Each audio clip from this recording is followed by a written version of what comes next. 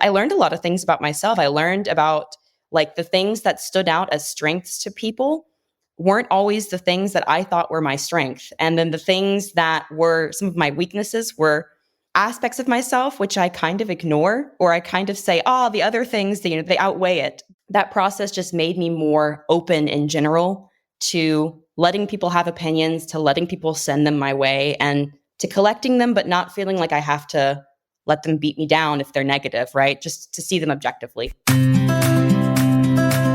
Hi, I am Sophie Vo, and this is the Rise and Play podcast. In the show, I sit down with influential thought leaders in the gaming industry to deconstruct how they create the best teams and company cultures in order to create the best games. Speaking to hundreds of game executives in the show, I have identified recurring patterns and mistakes that we all make in our leadership journey. Do you have to go through the same hurdles and make the same mistakes to learn too? You are not alone in this journey, and hopefully you can learn from a diverse range of seasoned leaders who already walked the talk. Every episode brings actionable insights and case studies that will help you improve your management skills, self-awareness, and empathic communication. Becoming a better leader starts with becoming a better human. Are you ready to unlock your full potential in life and business? Let's begin. So hi everyone, welcome to another episode of Rise and Play. And today is a special episode because the focus of the talk will be a bit different than usually going through the leadership journey of the guest. In a way, in the leadership journey, it's also the self-development journey. And today I'm super excited to have Anna. And before I introduce her, just to give a bit of context of how we came to that episode. So I was coaching and mentoring Anna for the past 6 months, part of my journey also as a leadership coach. We've been doing a fantastic work together. And part of the goals and development of Anna was developing confidence, putting yourself out there. And she offered to do a podcast episode to share her experience receiving coaching, the reflection that happened, the growth that happened for her. And so here we are in this episode, and I'm very excited to discover and reflect with her at the end of our coaching after 6 months of what came out for her through her professional and also personal journey. So Anna is the senior team lead for research operation at Playtest Cloud that I'm sure many of you have used as a service to help figuring out what is the game you need to develop and present to the audience. And she's been in the gaming industry for over 4 years, and in that time has led a tight-knit team running thousands of playtests per year, and which is a lot of playtested games. And for a bit of background, Anna, where we've met also, is international in Germany. So she's from the US and lives now in Germany, not in Berlin anymore. And when she's not helping studios to improve tutorials or player retentions, she loves cycling and roller skating, which also I can relate to that. I love cycling. So without further ado, let me introduce you to Anna. Anna, welcome on the podcast, and thanks for your bravery and courage to show up today. Well, thank you for having me. And yeah, it's my first time being on a podcast, so I'm excited to be here. Yeah. So before we get into your coaching journey with me, more, what have you been doing before games and get you into games at Playtest Cloud? Yeah, well, I started out, just like a lot of kids, especially in the US, like really into gaming just with my friends or on PC. So I was a huge Sims fan. I was a huge Kingdom Hearts fan and also a big DS games fan. So Animal Crossing was my jam back in the day. But then I really went away from gaming. When I studied at university, I studied a very different field. So I actually studied horticulture and was a garden designer for about 4 years. Yeah. But that led me back to my first entry into working in the games industry, because when I decided to move abroad, I was looking for a career change. I wasn't loving being a garden designer, actually, but I had accumulated a lot of project management experience. So I had dealt with landscape installations, but it's kind of a project when it comes down to it. And it led me to my job at Playtest Cloud, where I've been now for 4.5 years. And I started off managing playtests as projects, and then I stepped up to a leadership role and led a couple of teammates. And now I lead about 6 of my teammates who are managing thousands of playtests per year. Amazing. I didn't even know about your background in horticulture and garden design. That's amazing. I love, by the way, gardening. So for me, when I hear about people who have actually a knowledge there, it's like, I'm always fascinated. That's probably, I would switch actually the other way around and going probably to garden, because I do a lot of gardening these days. And so let's get then directly into what led you to your own personal development into coaching. I remember at the time we started to talk, for the context, you reached out and you were already leading that team. So you already like did some path and get into the journey of leadership by yourself. I'm curious now, looking back, because you're a different person now, of course, more inside than outside. What was happening for you at that time when you contacted me or were looking for a coach? What was the triggering point? Where were you in that journey? At that point, I knew that I had some big changes coming up in my life, like both on the personal side. I knew I was going to be moving. So I had been living in Berlin for 4 years, and I knew I was entering like a new environment, a new milestone. Even I had just turned 30 last year. And I also had a sense that I wanted to ask for a promotion at work, which would lead to more responsibility. And so I felt like it was a good time to seek out some resources that I hadn't ever tried in the past. I'd used maybe talking with colleagues or talking with peers. Maybe even I went through a mentoring program for something unrelated to leadership, but I'd tried to expand my skill set in other ways in the past. And I felt like at this point in time, I wanted to try something new, which was coaching, and which I had never pursued before. Mm. And it's good that you already at the time tried, like you said, different path to develop yourself. So it has been an ongoing investment for you. And curious to hear also more about maybe what were the different thoughts or reservation you had around coaching. It was your first time. What was the process of searching for you that also led you to me and that we worked together? A lot of people can call themselves a coach. And I was worried that coaching, depending on who you work with, can just be all talk. And I still kind of have that feeling depending on who it might be. Like anybody could label themselves a coach, just like anybody when I was working as a garden designer could label themselves a garden designer, right? So at the same time, that hesitancy was accompanied by curiosity because I knew a lot of the methods I had tried on my own, some of the DIY stuff like reading books or talking with peers or mentors, but from different fields, didn't get me quite to where I wanted to be. And I knew I wanted to talk with someone that had a really good track record. So that's what led me to you. Like we had not met before I approached you about coaching, but I had heard about you a lot. So I had heard your name within my company because we're in the same industry and you're also located in Berlin. So your name is kind of like a household name. And I had also signed up at some point for your newsletter, which led me to your podcasts and some of your leadership training resources. So I already had kind of this like feed coming into my inbox of, your thoughts and your experience. So I knew I already liked what you had to say for the most part. And then when we had our first call and also our first emails, just like the way that you communicated and the speed of your responses, how professional everything was, and the first call that we had really sealed the deal for me that I felt like it would be a good investment. Mm. Thanks a lot for that. It's also for the listener. This is the first time I hear also the feedback in that way. So I'm very appreciative, trying, to always create value for the partners, collaborators I have. So it's very meaningful for me to hear it from you that way. And back to the point of some reservation around coaching, because I do want to address that, where coaching is one discipline that like you don't have a school of coaching. You have some certification, but it's not like a trademark term. You need to deserve it and go through a school to just call yourself like a PhD, doctor of something. So that's where it gets a little fuzzy. And the second also impression around coaching and talking, I want to also break that myth because yes, there are people who claim themselves to be coach. Again, that's more the nature of, because it's a broad term, but actually in coaching, in principles of coaching, because it comes actually from a school of thoughts from the 50s.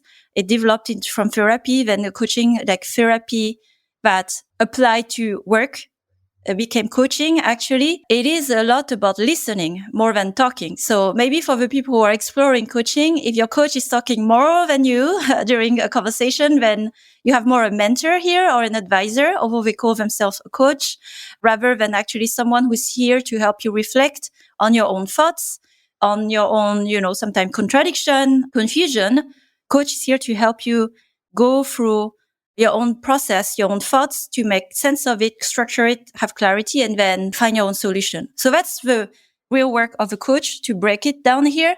It's not known, it's not common knowledge. And so I understand as well why it's such a hurdle, which has been also more a hurdle in my journey, not like as a coach, but to have just that educational part, to just explain what coaching is and what is not, and then set the expectation right, which is the very first important point. And it's helpful to know so that for you, it was important to have trust that was formed from credential, interaction, early interaction with me, what we would do. What were your goals when you approached with the coaching? What did you want to achieve? We always start with that, right? So coaching, what are your key objectives?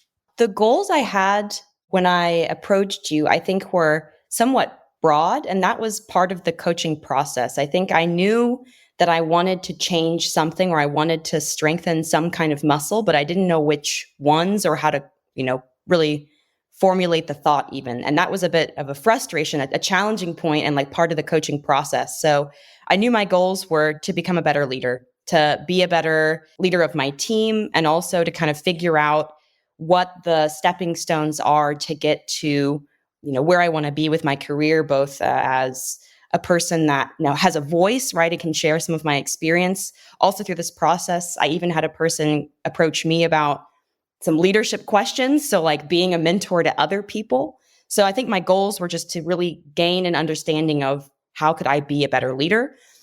And the process of working together helped me realize that a lot of that was the nitty-gritty of leadership of a team. So how do I actually set goals with a team? How do I get buy-in for that? How do I evaluate if my team is doing a good job? I'm using air quotes right now. And how do I evaluate myself as a leader? So it was really like digging in together to figure out what the specific goals were within how do I be a better leader to my team. Mm-hmm. And I remember you had that very clear primary goal. And like you said, usually people come with an idea of what they want to achieve. And through the discovery process of working together, so we had 4 sessions, is really understanding what is underlying behind those goals, those motivation, because really it's helping you working on tools that will accompany you for life. So this is also the second point with coaching, is not to create dependency with, the coachee, the client. It's more, how do we strengthen your muscles? So the muscles, whether you can call it confidence, self-knowledge, clarity of communication, clarity of thoughts. Those are helping in all the areas of life. And that's where the process of where we were working together to get to that bit. So then whatever you want, desire, if like a few months from now, you have the tools to get there. So let's get into that. Because even for me, 6 months is not that much, but it can be a lot in this whole process. So looking back for you, what are like the main things that stand out for you that you've acquired from the moment you started and who you are today? I think if I'm reflecting on that 6-month period, and just to give some context, because of my timeline and my presence in Berlin, I wanted to do a lot of things in person because that to me had a lot more impact. So we scheduled over the course of 6 months, several meetups. So I had a lot of time in between to reflect. But if I think about where I was back in, December when we were originally talking about mentoring, and then now fast forward to July, I feel a lot more confident. Also in a lot of the methods I was already applying. I think that's one thing I realized from coaching is that I'm already on a path. And a lot of the things I've started doing, while they can be fine-tuned, the basics are there, which is great. So that gave me a lot of confidence. Also, I've noticed that I've viewed myself throughout the coaching process as becoming more professional. That was something challenging for me when I became a team lead because I had been in the games industry for only a short period of time. And I was also managing some people that had been more experienced than I was in the gaming industry. So it gave me a lot of professionalism to realize I'm stepping into a role even more that I'm already doing, but I can always add that extra element of professionalism, of composure. I find myself being a lot more composed, I suppose, as a leader compared to maybe 6 months ago. And that's at least how the internal feeling, the external actions that I've noticed from the coaching process? Well, in part are some of the things that we worked on together. So we had some objectives and some tasks that I needed to accomplish outside of our sessions and bring to our sessions. So one of those was actually a goal planning session for my team that I prepared, ahead of time, looked at with you, and then actually reviewed with my team. Another one was a reflective survey that I sent out to a lot of my peers to get personal feedback about myself.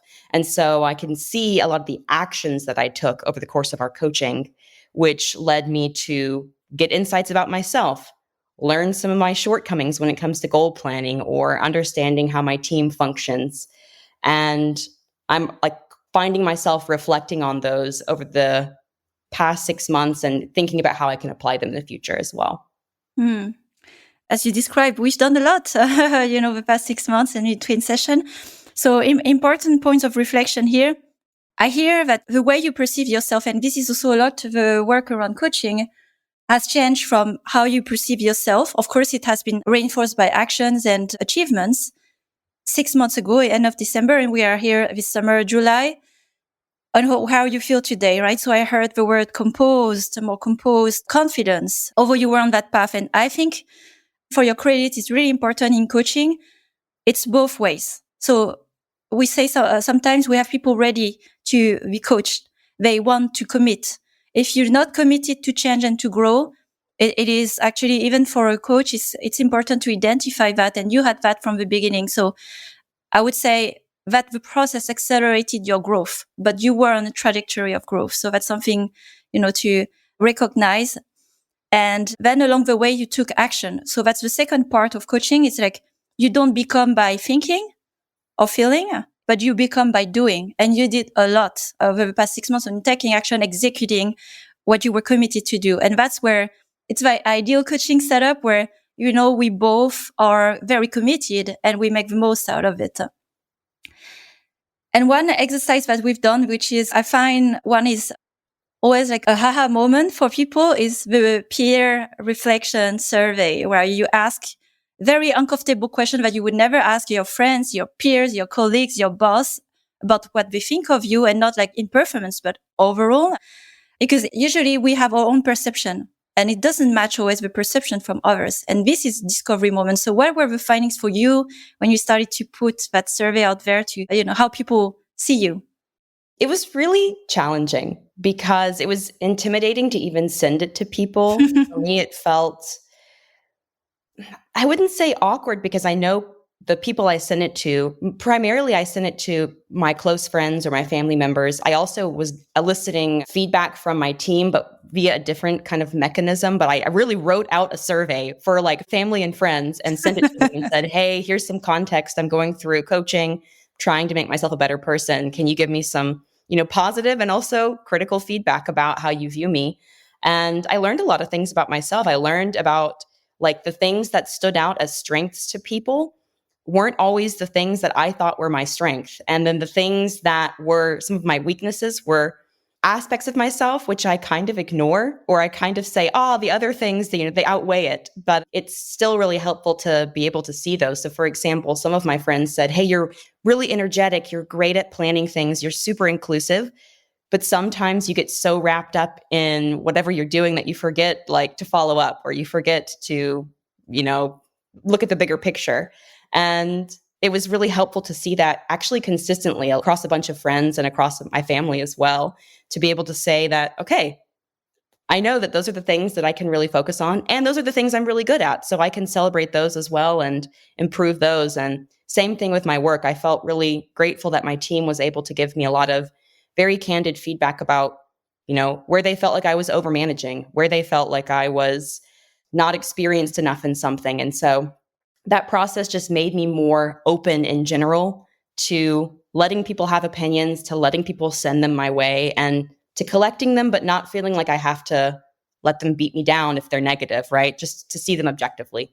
I love to hear this feedback, because for me, the way I want to support the people I coach is really to bridge the gap between their self-perception. Usually, I found we are much more critical about ourselves, and we amplify our weaknesses where we are worse, I would say, critic.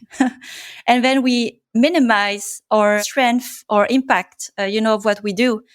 And being exposed to how others see us and from different places. Like you said, you tapped into family, friends, work. And when you start to see connection among people that are not connected, because we are ourselves at the end of the day, even if we try to hide and be compartmentalize work and personal, there's some part of ourselves that are, I would say, very prominent and emerging.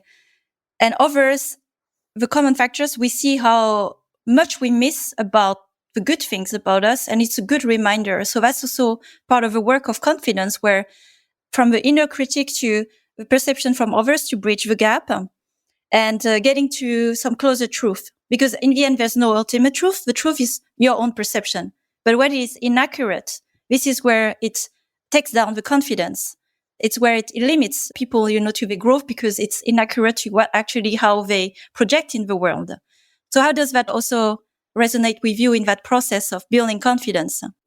I think it's helped me to feel less intimidated by getting feedback and specifically asking for what am I doing well? What could I be doing better for each individual person? And I'm using that skill of doing this and feeling comfortable with it in my day-to-day work. We're having to make a lot of changes because we're going through a period of change at work right now. So I'm needing to get a lot of feedback about if this has been done well or if someone thinks I should be doing something differently. And I'm able to much more easily collect a lot of opinions about how things should be, how I should be, and filter through them, because while they all have validity, likely, at the end of the day, like a decision has to be made. And same thing with the personal things I've learned about myself. Like maybe in some areas I'm great, in some areas I could do a little bit more, but I have to decide where I'm going to invest my mental energy and my time, whether it's in my personal life or outside. That process has helped me to recognize that I don't have to change everything all at once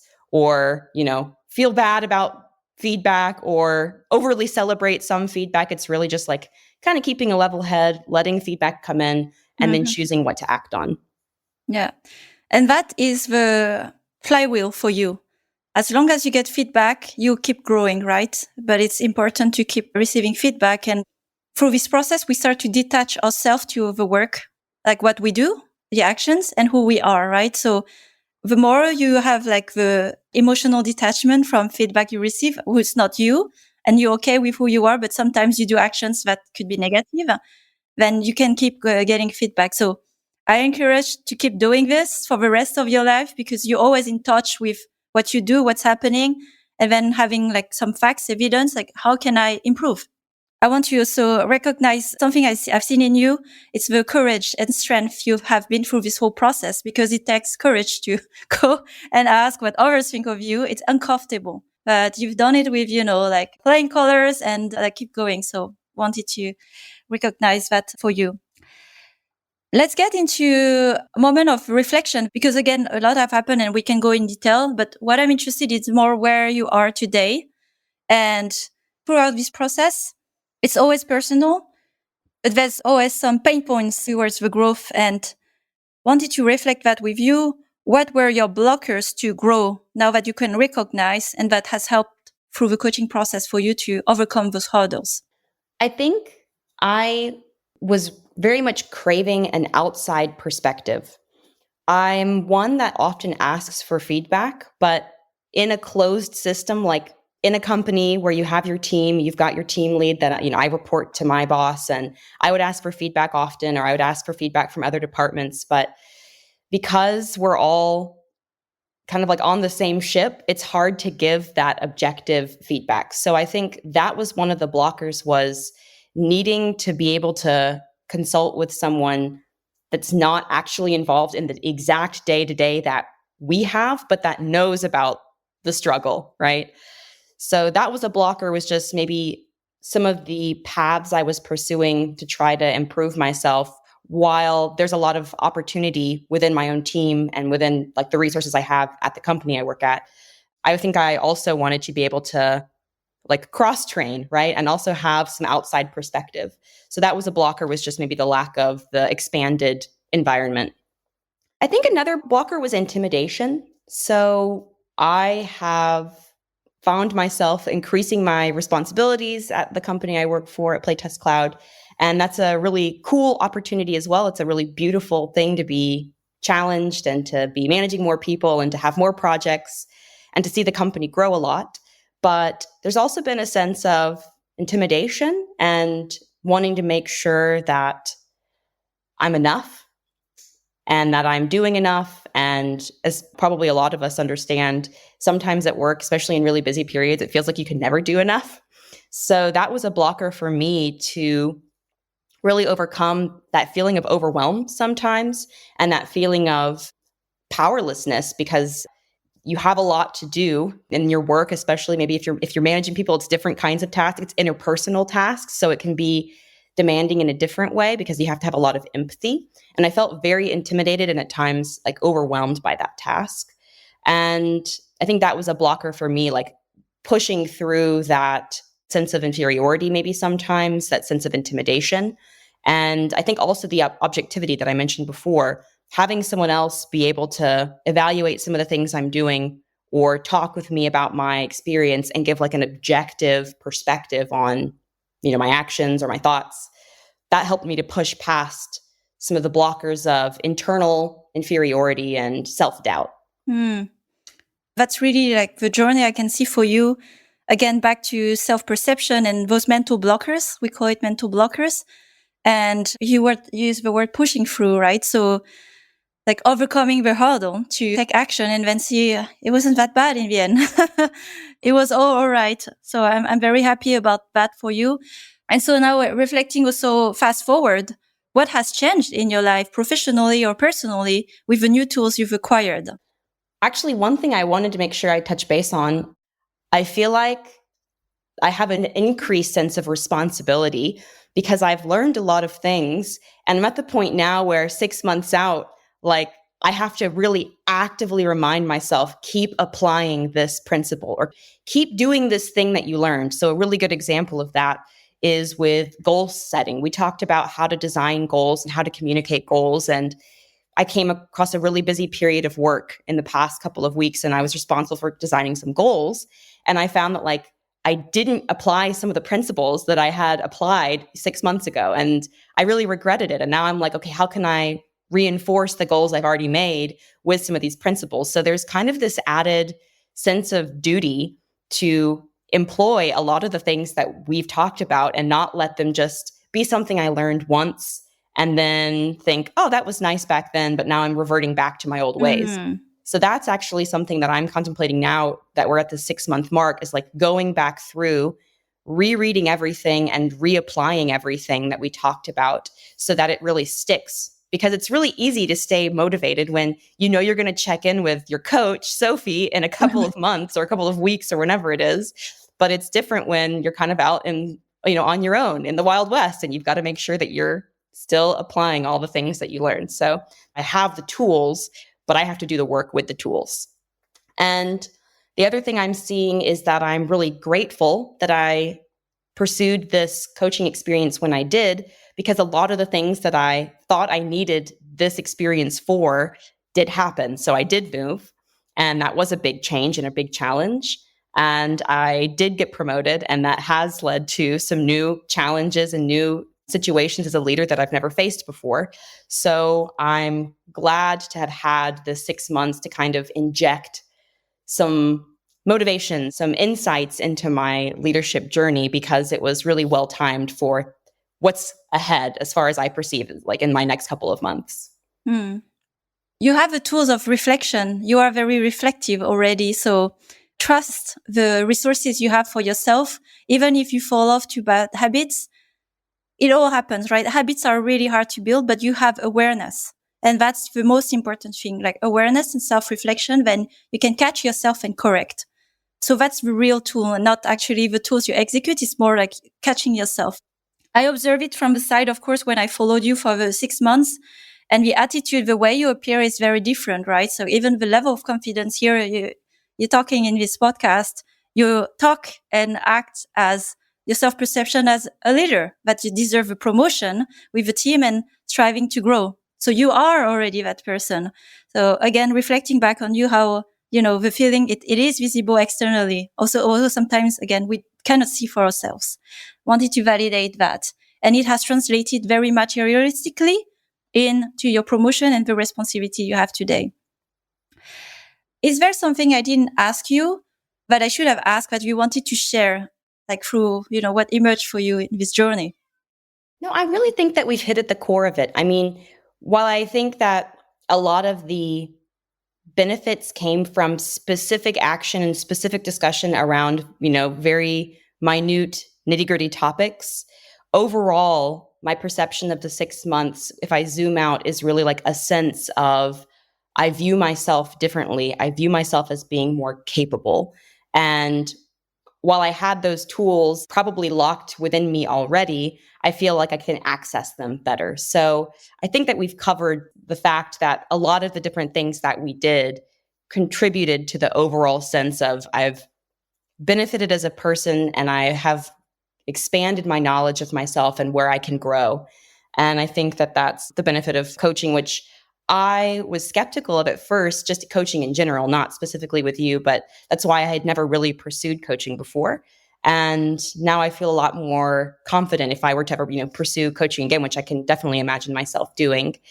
And the last thing being, I find it really important that the coaching process eventually, I think it's important that it eventually does have some kind of a close so that you don't become reliant upon just one person to always get you to that next step, but you learn to develop skills that you use on your own. So that was really important to me, that like closing this coaching relationship, while it may open up again in the future, for the next, foreseeable period of time of my life, I can use these skills to apply in different scenarios. And as you describe, it is by phases, right? We are going through different phases of life, different challenges. And I see this more like an OS, like talking very techie here. We have different OS and you are like in 2.0, 3.0, however you want to perceive it. And then you hit new challenges where it's take from you to get to a new mental state and perception. This is where maybe you need coaching again. So coaching is really working by phases.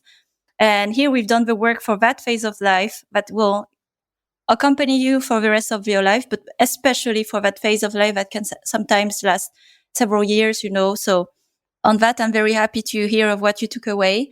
And my very last question for the listeners, because some of them maybe have received coaching, maybe some of them are in this journey and can relate to you where, with the questions and so on, and before getting there, what would you like to share with people who are considering coaching or getting into it for the first time? I'd say the things that I did, I would recommend for someone else to do to really figure out if coaching is the right path. So I talked with a lot of my peers who had maybe worked with coaches and who maybe even were coaches. And I asked them a little bit more about their experience to get a sense of what to expect. I was also really clear with you that I had never worked with a coach before. I had worked with a mentor, which was a very kind of different context, but it was important for me that you knew that I didn't really know what the process was like so that you could make the process very clear to me as we went along, which I thought you did a great job with. And a very important component, I think, also for someone considering coaching is to have a fairly clear sense of what you're looking to change or what you're looking to gain insight in. It doesn't have to be like the specifics of I want to take this course or I want to do this thing or I want to get to this level necessarily, but it's just like a sense of what am I trying to improve in my life? And then be open to the fact that that can also change throughout the process of the conversation with the coach, because some of the things that I thought we would spend more time on, I actually realized during the process that I didn't want to spend as much time on as I originally thought. And I also realized there were a couple of topics that hadn't occurred to me to even address until we actually got into our sessions. So also making sure you really trust the person that you're going to be working with, because if there's not trust there, then I think that there would always be that element of doubt. And what was another important thing for me was just making sure I had the time. It was a good time in my life to pursue coaching because I knew I would have time to work on the things in between our sessions and carve out mental space for it. So I think making time is important, but also there's just some parts of life probably that maybe lend themselves better to working with a coach than like if you're going through something really, really rough. So I think, making sure to have the time for it is important. Thanks a lot. Very valuable insights. And all you described, I would say I call it commitment. It's commitment. commitment to grow, commitment to change. Because as a coach, we're just a facilitator of that journey. But you need to walk the path. And you did beautifully. So thanks a lot, Anna, for, showing up, sharing your experience, reflecting with me, and trusting me through this process. So I'm really looking forward to keep seeing your next steps, your growth, supporting it in some way. And hopefully with also your testimonial today, I'm sure maybe others would want to reach out if they want to ask more questions. Yeah, definitely. Well, thank you for having me. Thank you for the journey. And I'm sure it won't be the last time that we're in communication. So I've been really grateful to get to work with you. And thanks for letting me be on your podcast. Thank you. Thank you. Well, take care and see you next time. Bye. Bye. Thanks for listening to this latest episode of the Rise and Play podcast. I am growing a community of conscious leaders across the industry and beyond. If you want to join this movement, please share the podcast with other conscious leaders because we have so much more we can learn from each other. If you've enjoyed this episode, please follow and rate the show on Spotify or your other favorite podcast platform. It will help other growing leaders to discover the show and benefit from the valuable insights.